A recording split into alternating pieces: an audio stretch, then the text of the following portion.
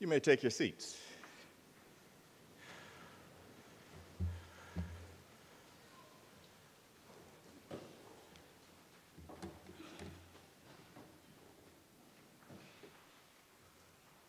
Class of 2004, Harvard Divinity School. Say cheese.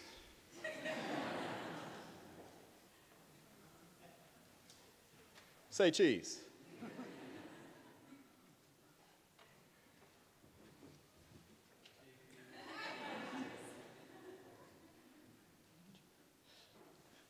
I'll throw this up on Twitter while Charlie Hallisey's talking. Listen, we would like to welcome you all on behalf of President Drew Gilpin Faust and Dean David Hempton. Welcome to the Memorial Church of Harvard University, a space of grace on this campus committed to the pursuit of veritas and caritas, truth and love, the expansion of knowledge, and the commitment to service. It is commencement week.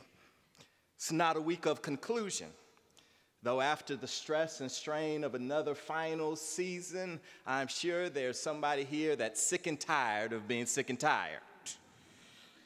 But this week marks the beginning of the rest of your lives, a life that is a graduate of the moral compass of the premier university on this planet, the Harvard Divinity School, is certain to make a difference in our nation and in our world.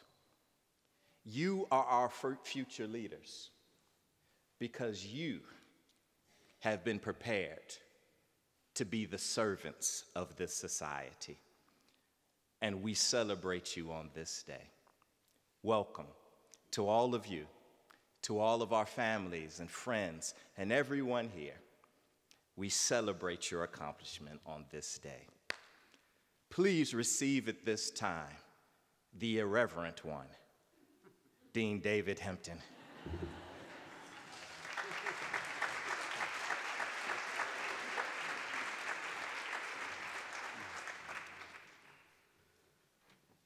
Good afternoon, everyone. Last year I was able to do an impersonation of Jonathan Walton because he wasn't here. Might just do it now. So on behalf of the HDS faculty, it's my great pleasure to welcome all of our graduating students and you, their family members and friends, many of whom have traveled for days from as far away as Nigeria, and others who have traveled for weeks and months through the traffic from the other side of Boston to be with us on this happy occasion. Let me be the first to congratulate those of you who will graduate tomorrow. You look terrific. We, your faculty members, are extremely proud of you and all you've accomplished during your years with us, and we very much look forward to watching and benefiting from the work you will do in the world after you leave us. Thank you for sharing your lives with us these past several years. We'll gather again in this space tomorrow to award your diplomas after President Faust confers your degrees in Tercentenary Theatre in the morning. But before all that happens, we're gathering with you this afternoon for this one last service of prayer, meditation, and thanksgiving, and one last teaching moment from one of our esteemed faculty, Professor Charles Hallisey, who was this year chosen as HDS's Teacher of the Year. In true HDS fashion, we're coming together today across the many spiritual and religious traditions represented in this graduating class. So this service will not look like any liturgy or ritual with which you or our guests may be most familiar.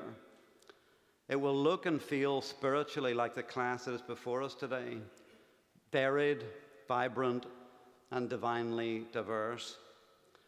So thank you for helping us to begin our commencement exercises together in a spirit of gratitude, joy, and unity. And then when we're finished here today, we'll continue this celebration with a reception and a communal gathering under the tent on the HDS campus green on this very beautiful Irish day.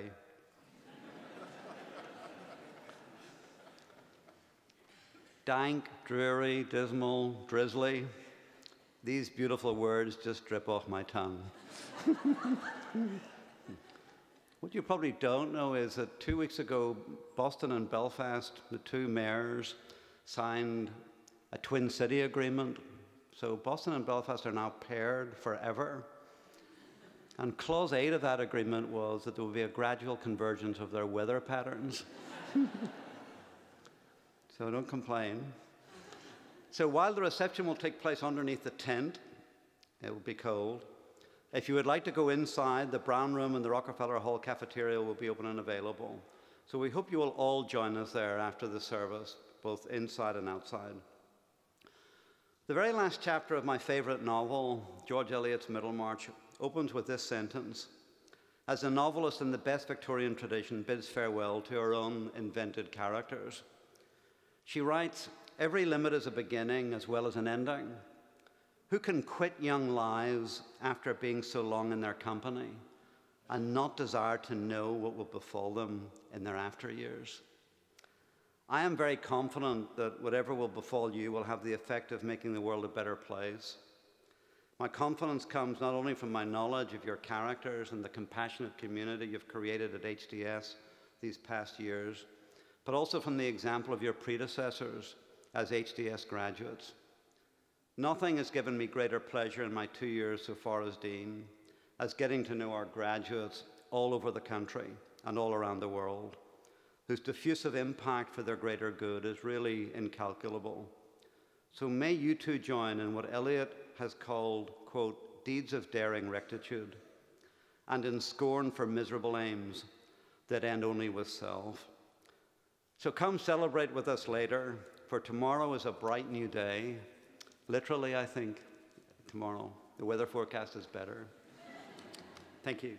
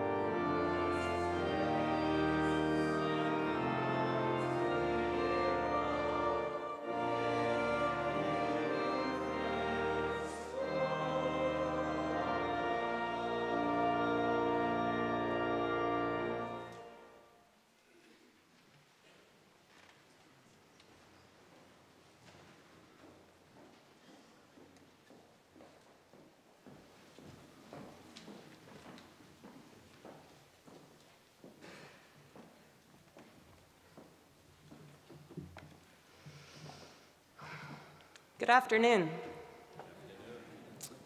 Before everything gets going these next couple days, and before we go at the end of them, may we take a minute right now to quiet our good minds, to still our good bodies, and to simply be in this good moment together.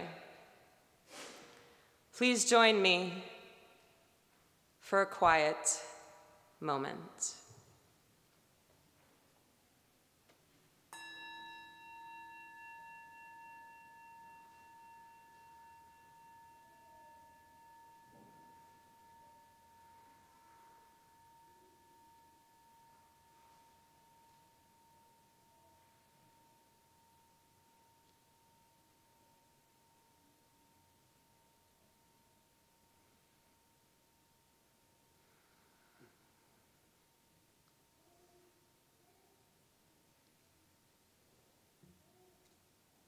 Thank you.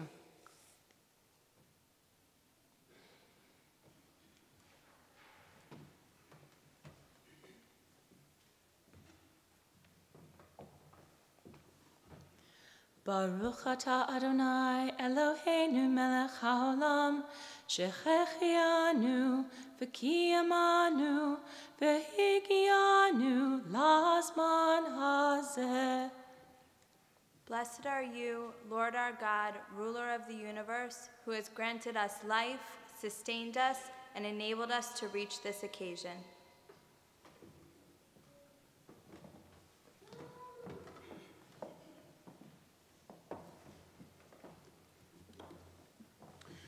Let us pray. What shall we name you today? How shall we call you forth? By what shall we know you? Are you love greater than feeling? Are you truth truer than reason? Shall we call you hope, fueling all life, or source of all beginning and endings? Are you the gentle father? Are you the sustaining mother? Today, will you be our trusting companion or our loving guide? Shall we name you all? Shall we call you one? Are you all of these? Are you mystery? In humility, may our hearts call you whatever they will call you, knowing that all are just fine for now, knowing that while our language may be limited, love is not. With openness and with courage, may we seek to know you, even though we can't define you. May we experience you, even though your truest nature is a mystery to us.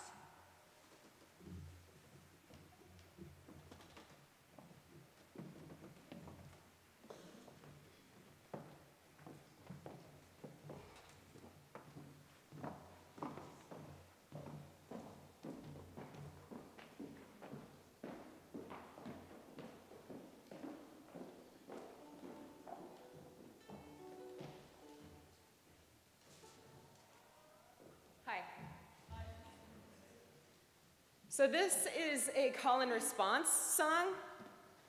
You can respond on the parts that Zach sings, if you'd like. If you know the song, you can respond as I sing the song. You're more than welcome to sing along for the whole thing.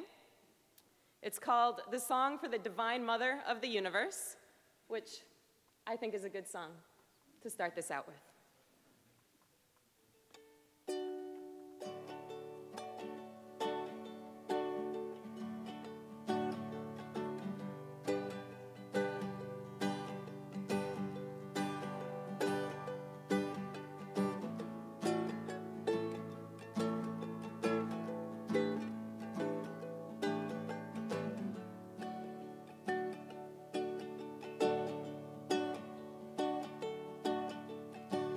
Sweet mother, I'm coming home.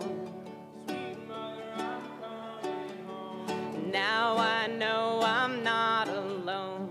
Now I know I'm not alone. 'Cause I've been far, 'Cause I've been far, but now I'm close. now I'm close.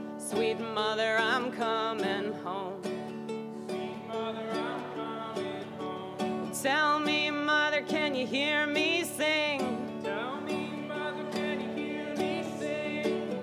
Your love is everything. Your love is everything. Heart and soul, Heart and soul, breath and skin. breath and skin. Your love is everything. Your love is everything. Oh, mother, please hold me tight.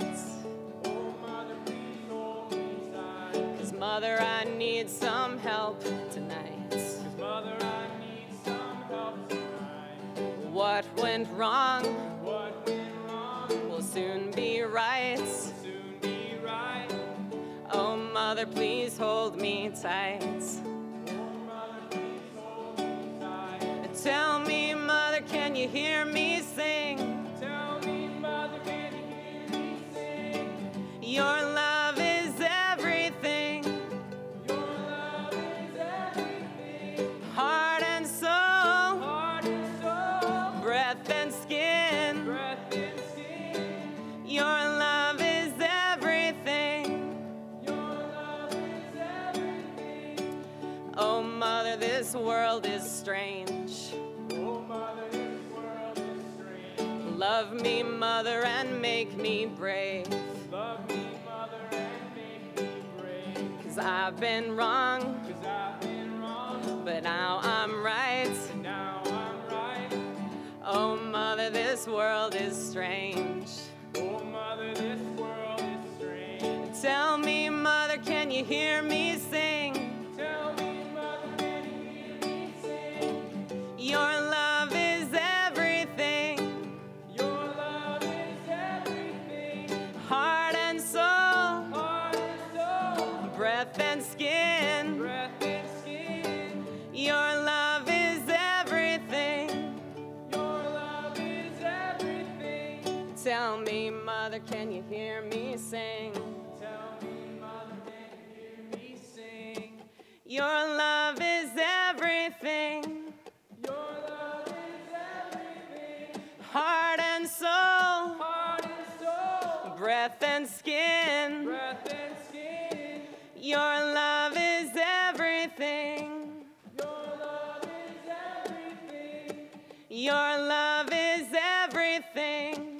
Your love is everything. Your love is everything.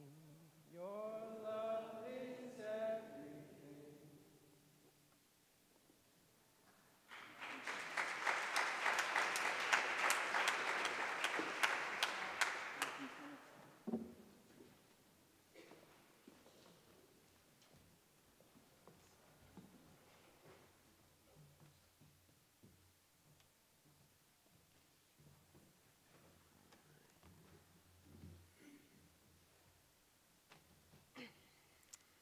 This is from the Lotus Sutra, chapter 7, on the Phantom City.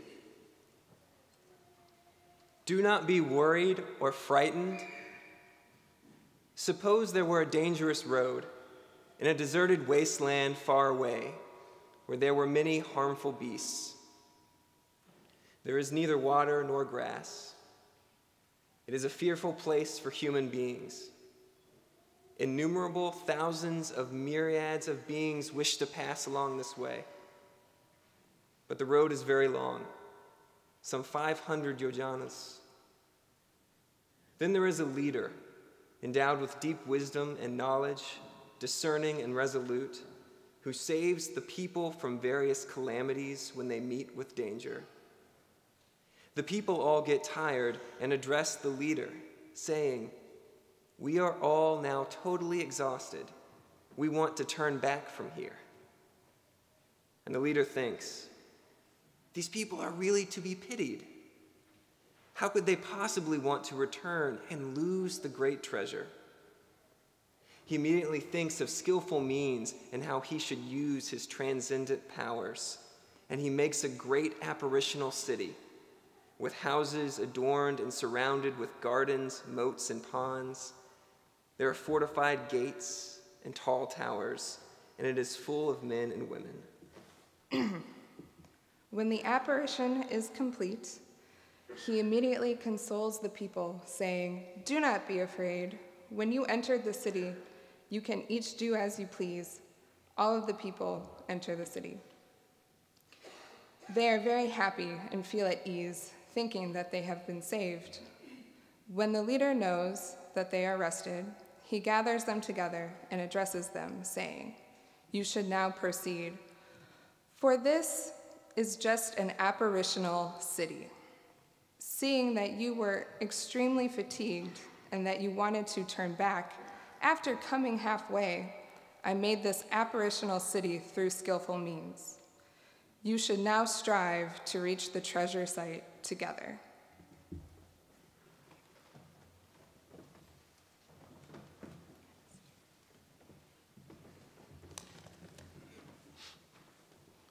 أعوذ بالله من الشيطان الرجيم. بسم الله الرحمن الرحيم.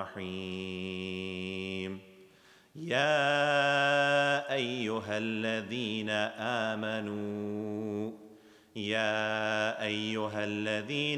آمنوا كونوا قوامين بالقسط شهداء لله ولو على أنفسكم أو الوالدين والأقربين إن يكن غنيا أو فقيرا فالله أولى بهما فلا تتبعوا الهوى أن تعدلوا وإن تلووا أو تعرضوا فإن الله كان بما تعملون خبيرا. O you who believe, uphold justice and bear witness to God, even if it is against yourselves, your parents, or your close relatives. Whether the person is rich or poor, God can best take care of both. Refrain from following your own desire so that you can act justly. If you distort or neglect justice, God is fully aware of what you do.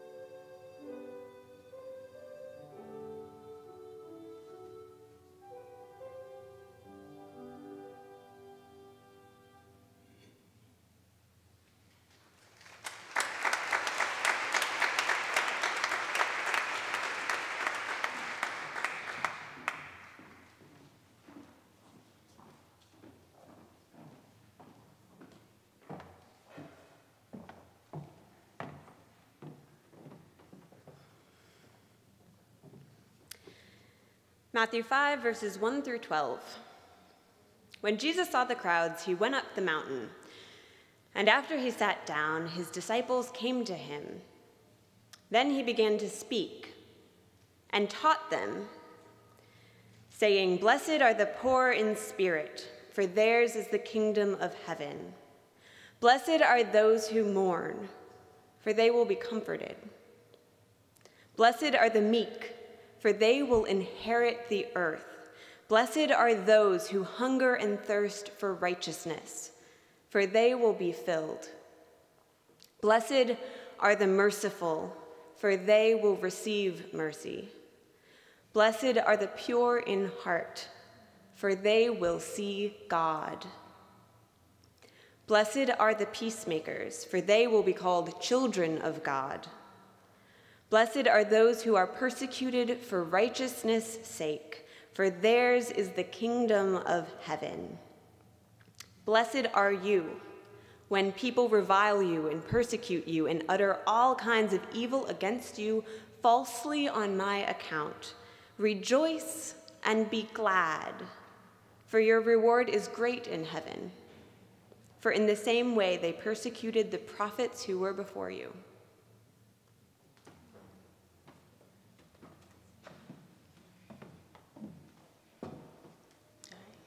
So we have an addendum to this portion in honor of the great poet Maya Angelou, who passed this morning at the age of 86, a freedom writer, author, activist, and so much more.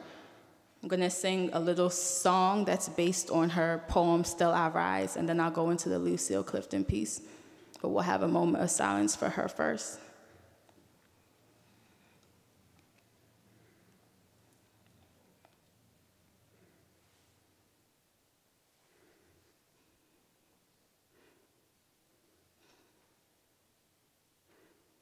Now you may write me down in history with your bitter, twisted lies.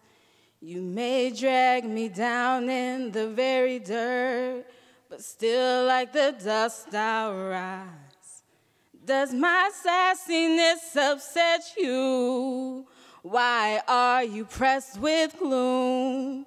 That I walk like I've got oil mines pumping in my living room. So you may shoot me with your words, and you may cut me with your eyes, but I'll rise, I'll rise, I'll rise, rise, rise.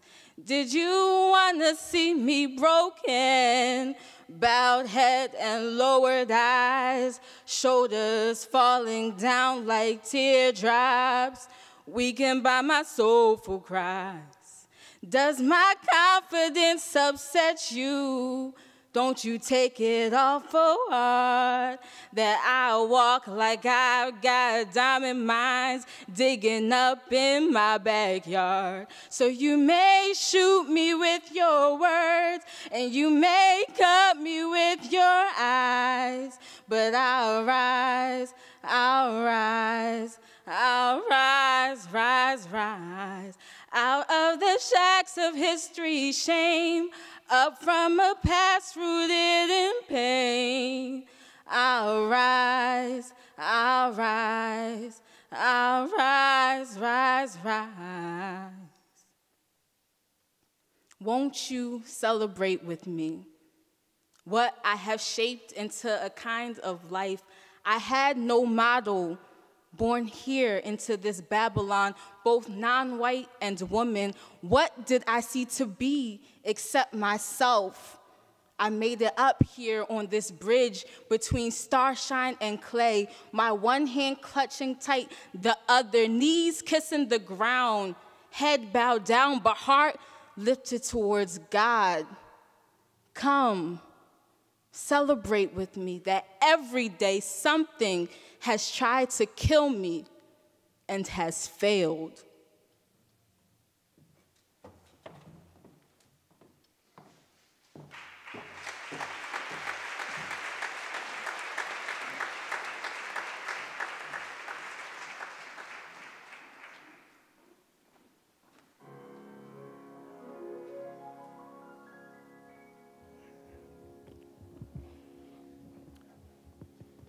I was born by the river in a little tent. Oh, and just like the river, I've been running ever since. It's been a long time coming, but I know change is gonna come. Oh, yes, it will. Said it's been too hard living, and I'm afraid to die. Oh, 'cause I don't know what's up there beyond the skies. It's been a long time coming, but I know change is gonna come. Oh, yes, it will. Said I go to the movies and I go downtown, but somebody keeps on telling me don't hang around. It's been a long time coming, but I know that change is gonna come. Oh, yes, it will. Then I go to my brother, oh, and I say, brother, help me please. Oh, but he winds up knocking me. I said, knocking me right back on my knees. Oh, there were times when I thought I couldn't last for long, but now I think I'm able to carry on. It's been a long time coming, but I know change is gonna come. Oh, yes, it is.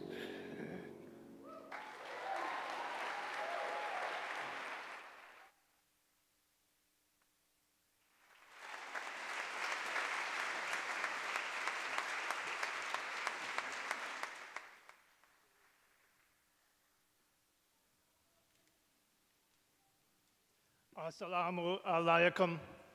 Peace to all who have come to this house, and peace be upon Maya Angelou. Reverend Walton, Dean Hempton, Reverend Maloney, colleagues on the faculty and on the staff of Harvard Divinity School, alumni and alumnae of our school, families, companions, and friends, honored guests, and especially members of the class of 2014. Some words of Confucius seem made to be spoken today.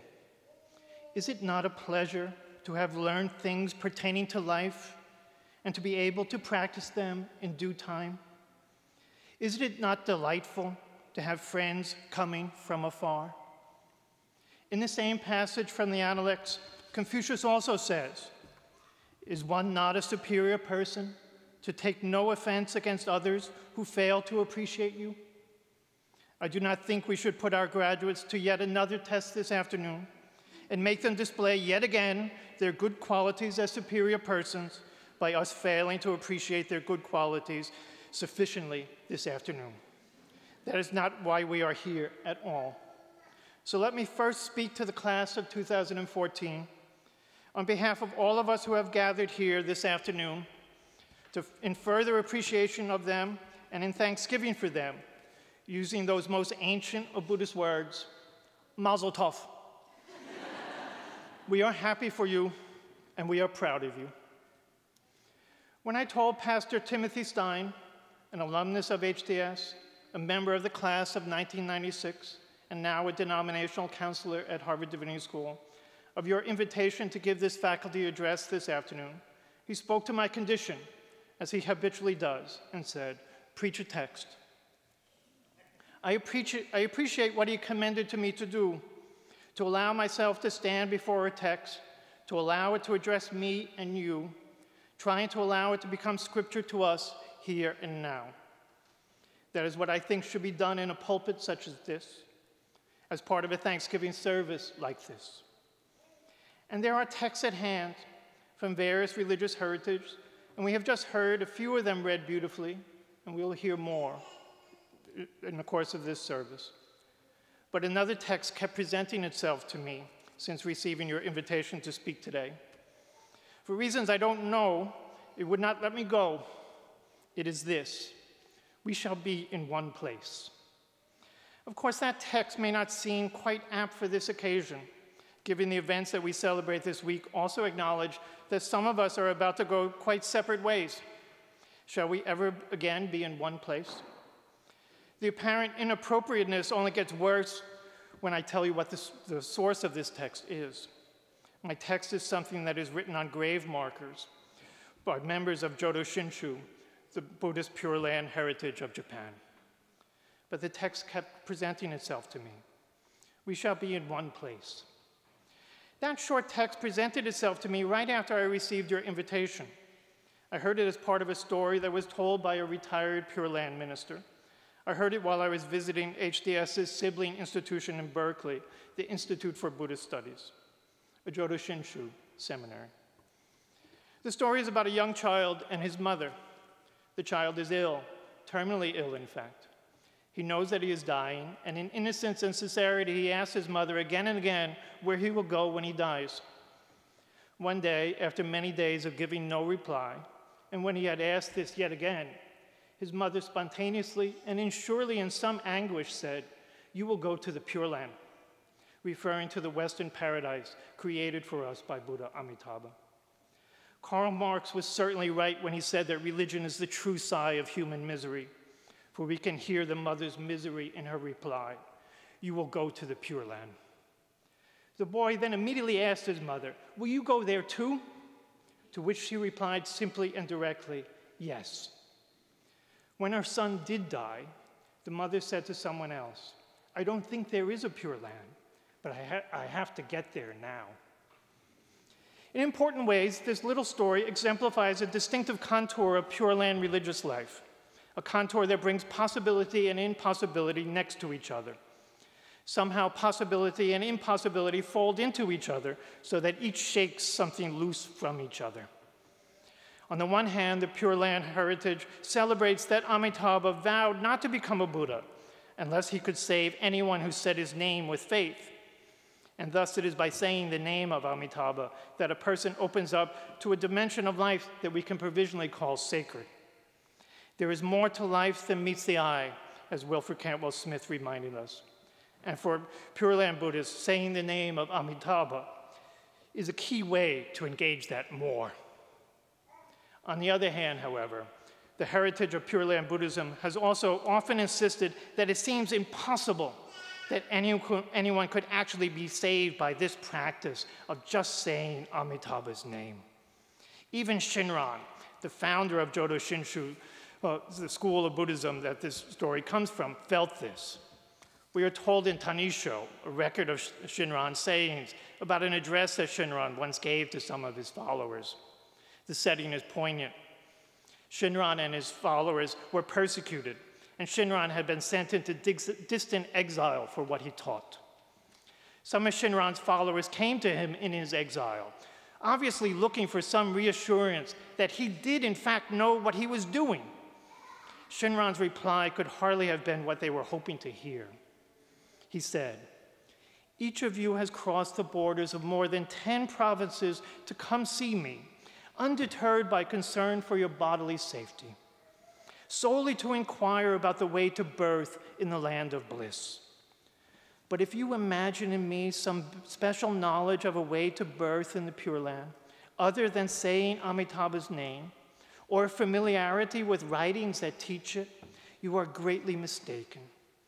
If that is the case, you would do better to visit the many eminent scholars in Nara or on Mount Hiei, or at Harvard Divinity School. and inquire fully of them about the essentials for birth. I simply accept and entrust to myself what a good teacher told me. I have no idea whether saying the name of Amitabha is truly the seed for my being born in the Pure Land, or whether it is the karmic act for which I must fall into hell. I expect some, probably many, maybe all of you may be thinking. First, he picks a text from grave markers. Then he tells a story about a child dying. Now he's talking about someone falling into hell because of what a teacher told him. This definitely is not getting me in the mood for commencement. Commencement is indeed a time of sweet culmination and sweet celebration. But I think that in the nextness between possibility and impossibility, we also see an important part of what commencement at Harvard Divinity School marks. I think that all of us who come to Harvard Divinity School, students and faculty, staff alike, are somehow like that mother. We have said yes to things that we may not think exist, and yet now we have to find a way to get to them, to realize them. This is what commencement means for you. This is what starts now. You have to get to the impossible. Finding a way to what you suspect is impossible. Let us note well, the mother did not say, now I have to find out whether the Pure Land actually exists. She just said, now I have to get there. We have said yes to many things. We have said yes this afternoon to the Lotus Sutra, to the Sermon on the Mount, to Surat An-Nisa, each from texts that insist on the real possibility of what we think is impossible. Together they have addressed us. Heard together they have reminded us, we shall be in one place. That place is where the possible and the impossible are always next to each other.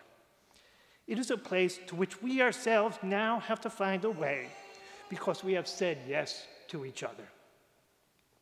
We have said yes to each other because we have been in one place, this place. We have been here at Harvard Divinity School. Let us remember that. We have become something to each other in the way that Aristotle spoke of what is between friends. The friend is another self. That is to say, through friendship, through our openness to having a friend, we gain another self within ourselves.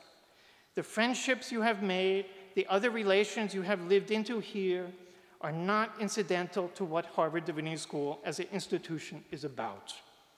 As all of you know from your time here, friendship is not something that happens unconnected to what goes on in our classrooms or in the library.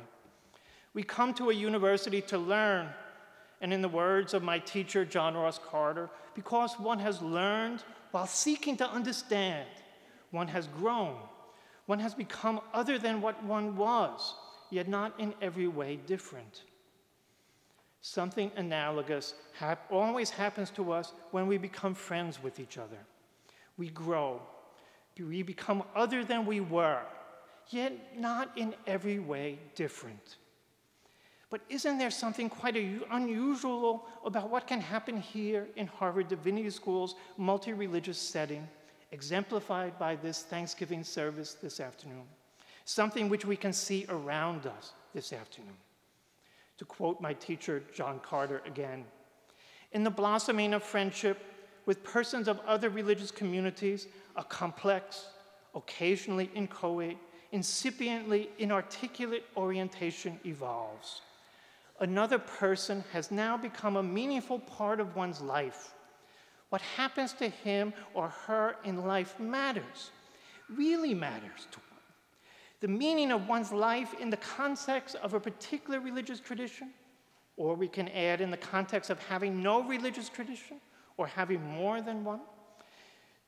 The meaning of one's life in such context becomes deepened, more subtle, by the catalytic sincerity of friendship with persons of other religious traditions. I have found myself remembering John Carter's insight together, as well as a story that he shares in his book with the appropriate title, In the Company of Friends, whenever I would stop to read the notebook of prayers and meditations of our community that is outside the chapel of the second floor of Andover Hall. As you know, individuals write in that notebook their sorrows and their concerns, their celebrations and their joys, offering them to others. The top of each notebook page says, "Please hold these intentions and the people who have offered them in your heart and mind as you enter and leave this room." In my mind's eye, I fill in what then happens as people go in and out of that room, when people hold those intentions in their hearts and minds with Carter's story. It goes like this. On August 13th, 1967, a Catholic priest received a message from the Venerable Walagedra Somaloka Tisanayaka Tera, a patient at the Ayurvedic hospital in Colombo, Sri Lanka. The Catholic priest went straight away to the hospital.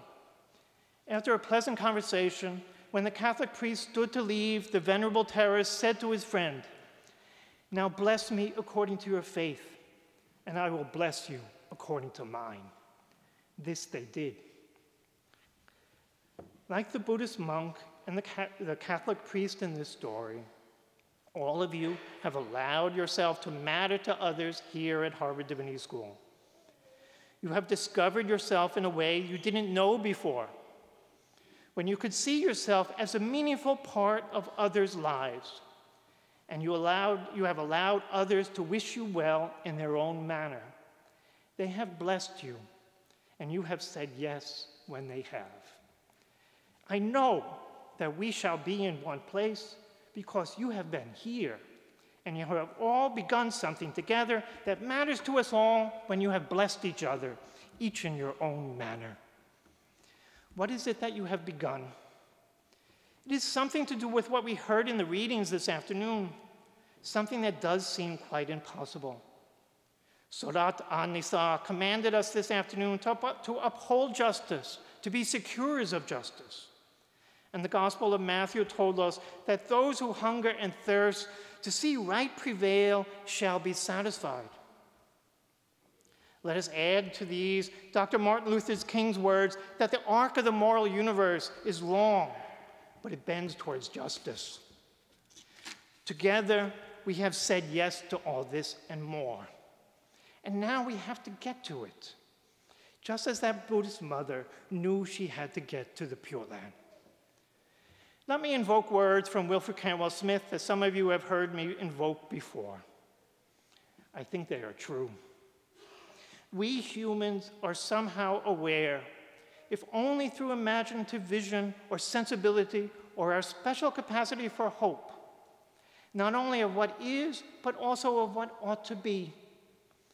We have sensed that the status quo, nowadays the fluxus quo, is not the final truth about humans in the world.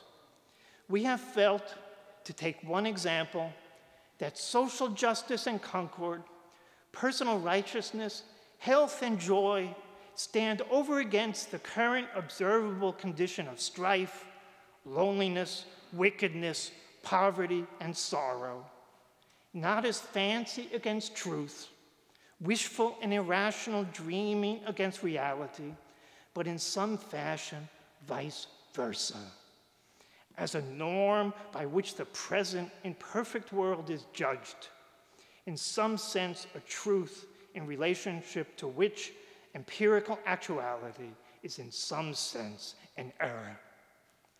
Let me add to what Smith says. The final truth of our world may not be in what is possible, but in what seems impossible, yet which somehow seems an ineluctable actuality all the same. We know this because we have been together. We shall be in one place. So on your way to wherever that place is, people will still ask you, where are you from? I hope that you will say, whatever else it is that you say, that you are from Harvard Divinity School, but that you will say it in a way that happened to Sulu, a student of Confucius, as he once answered a border guard outside the kingdom of Lu. We're told in the Analects, when Sulu was stopping at the stone gate for the night, the gatekeeper asked him, "Where are you from?" Sulu said, from Confucius. Gatekeeper, oh, is he the one who knows a thing cannot be done and still wants to do it? I hope you will always answer yes. I hope you will always continue to want to do the impossible, to lead us to that place where we shall be together. Shalom Aleichem. Peace to you all.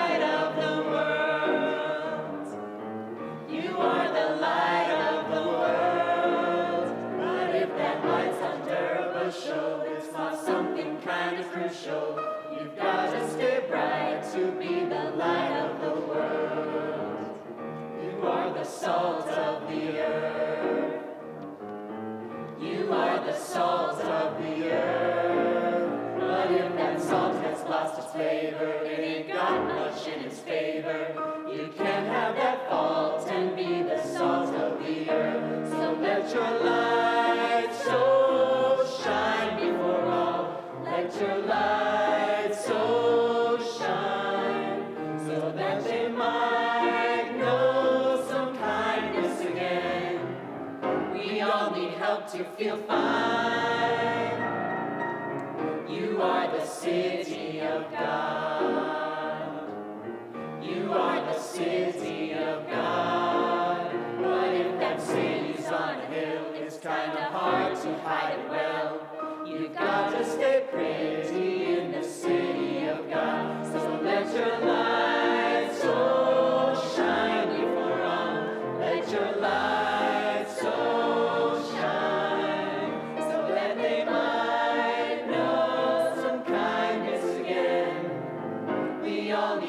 to feel fine. You are the light of the world. You are the light of the world.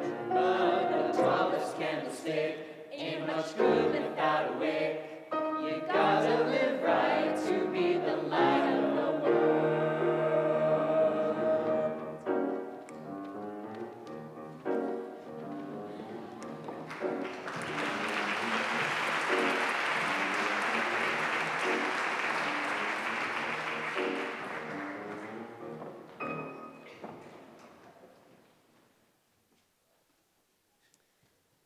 When I was 6 or 7 years old, growing up in Pittsburgh, I used to take a precious penny of my own and hide it for someone else to find. It was a curious compulsion. Sadly, I've never been seized by it since. For some reason, I always hid the penny along the same stretch of sidewalk in the street. I would cradle it at the roots of a sycamore, say, or in a hole left by a chipped-off piece of sidewalk. Then I would take a piece of chalk and, starting at either end of the block, draw huge arrows leading up to the penny from both directions. After I learned to write, I labeled the arrows "Surprise Ahead" or "Money This Way." I was greatly excited during all this arrow drawing at the thought of the first lucky passerby who would receive in this way, regardless of merit, a gift from the universe. But I never lurked about. I would go straight home and not give the matter another thought until some months later, I would be gripped again by the impulse to hide another penny. It is now the last week of May, and I've got great plans. I've been thinking about seeing.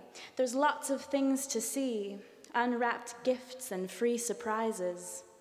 The world is fairly studded and strewn with pennies cast broadside from a generous hand. But And this is the point. Who gets excited by a mere penny? If you follow one arrow, if you crouch motionless on a bank to watch a tremulous ripple thrill on the water and are rewarded by the sight of a muskrat kit paddling from its den, will you count that sight as a chip of copper only and go on your rueful way?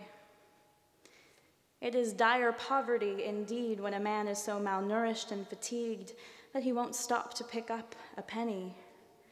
But if you cultivate a healthy poverty and simplicity so that finding a penny will literally make your day, then, since the world is in fact planted in pennies, you will have bought with your poverty a lifetime of days.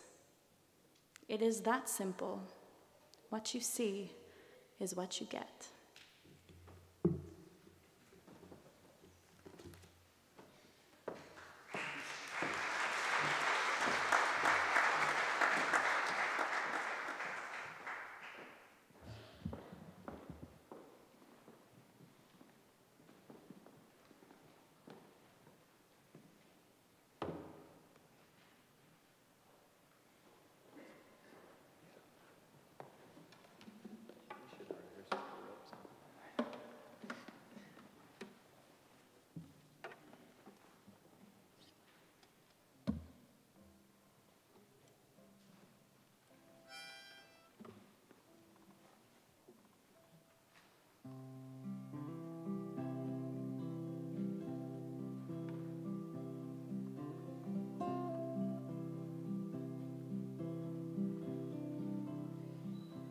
Birds, they sang at the break of day. Start again, I heard them say. Don't dwell on what has passed away, or what is yet to be. The wars, they will be fought again. The holy dove, she will be caught again, to be bought and sold and bought again. The dove is never free. So ring the bells that still can ring, and forget your perfect offering. There is a crack in everything. That's how the light gets in. They asked for signs, and signs were sent. The birth betrayed, the marriage spent. Yeah, the widowhood of every government. Signs for all to see.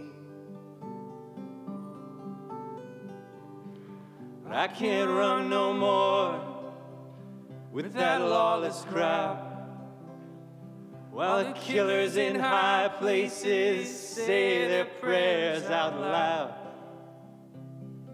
And they've summoned up a thundercloud, and they're gonna hear from me.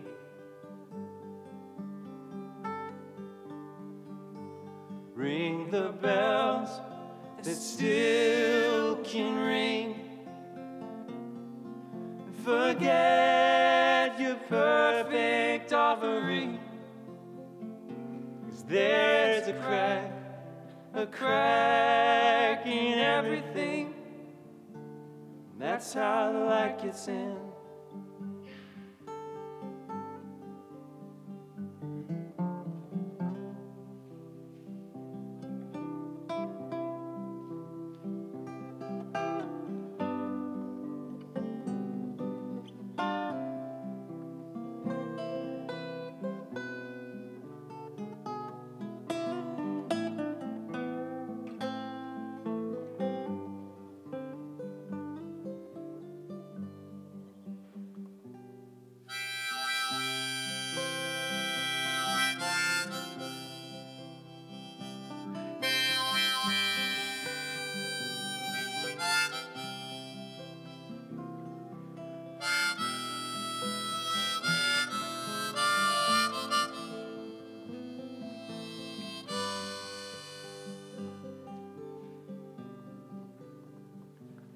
can add up the parts, but you won't have the sum. Strike up the march, there is no drum. Oh, every heart to love will come. But like a refugee,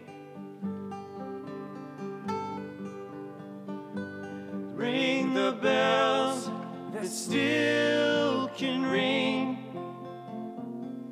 and forget your perfect offering. There is a crack in everything. That's how the light gets in. That's how the light gets in.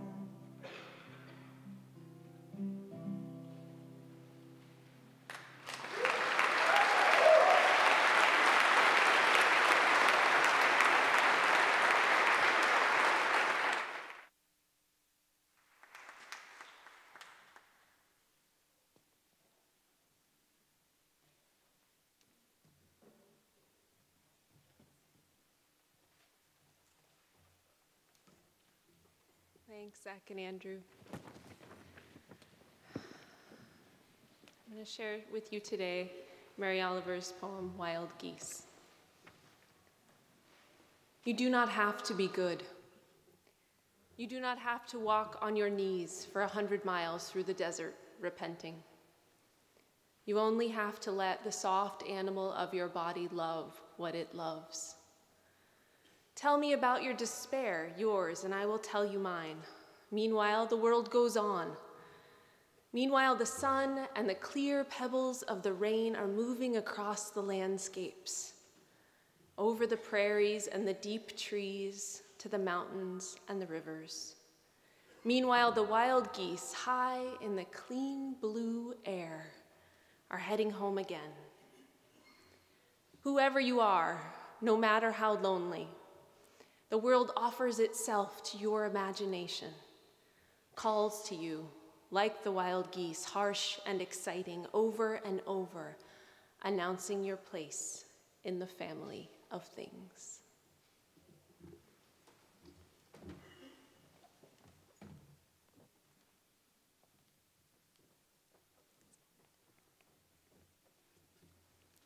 My Lord God, I have no idea where I am going. I do not see the road ahead of me. I cannot know for certain where it will end, nor do I really know myself. And the fact that I think that I am following your will does not mean that I am actually doing so. But I believe that the desire to please you does in fact please you. And I hope I have that desire in all that I am doing. I hope that I will never do anything apart from that desire. And I know that if I do this, you will lead me by the right road, though I may know nothing about it. Therefore will I trust you always, though I may seem to be lost in the shadow of death. I will not fear, for you are ever with me, and you will never leave me to face my perils alone.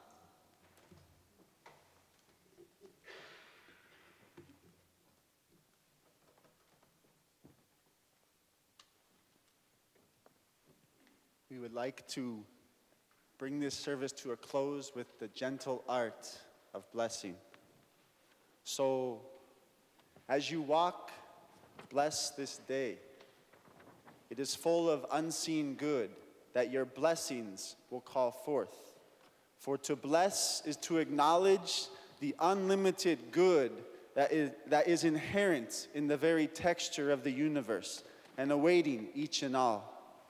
On meeting and talking to people, bless them in their health, their work, their joy, their relation to God, to themselves, and to others.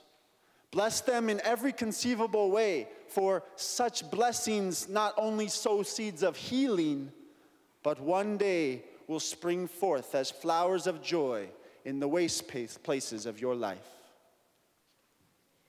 As you walk, bless the city in which you live, its government and teachers, its nurses and street sweepers, its children and bankers, its priests and prostitutes. The minute anyone expresses the least aggression or unkindness to you, respond with a blessing. Bless them totally, sincerely, joyfully, for such blessings are a shield that protects them from the ignorance of their misdeed and deflects the arrow that was aimed at you. To bless means to wish unconditionally for total, unrestricted good for others, for the deepest wellspring in the innermost chamber of your heart. To bless all without discrimination of any sort is the ultimate form of giving, because those whom you bless will never know from whence came the ray of sun that burst through the clouds of their skies. You will rarely be a witness to the sunlight in their lives. To bless is to acknowledge the omnipresent, universal beauty hidden to material eyes. It is to apply that law of attraction which, from the furthest reaches of the universe, will bring into your life what you need to experience and enjoy. When you pass a prison, mentally bless its inmates in their true innocence, their gentleness, pure essence, and unconditional forgiveness. One can be a prisoner only of one's self-image, so a free person can walk unshackled in the courtyard of a jail, just as citizens of free countries can be prisoners when fear lurks in their thoughts. When you pass a hospital, bless its patients in their present wholeness, for even in their suffering, this wholeness waits in them to be discovered. It is impossible to bless and to judge at the same time. So hold constantly as a deep, hallowed, intoned thought that desire to bless. For truly then shall you become a peacemaker. And one day you shall everywhere behold the very face of God.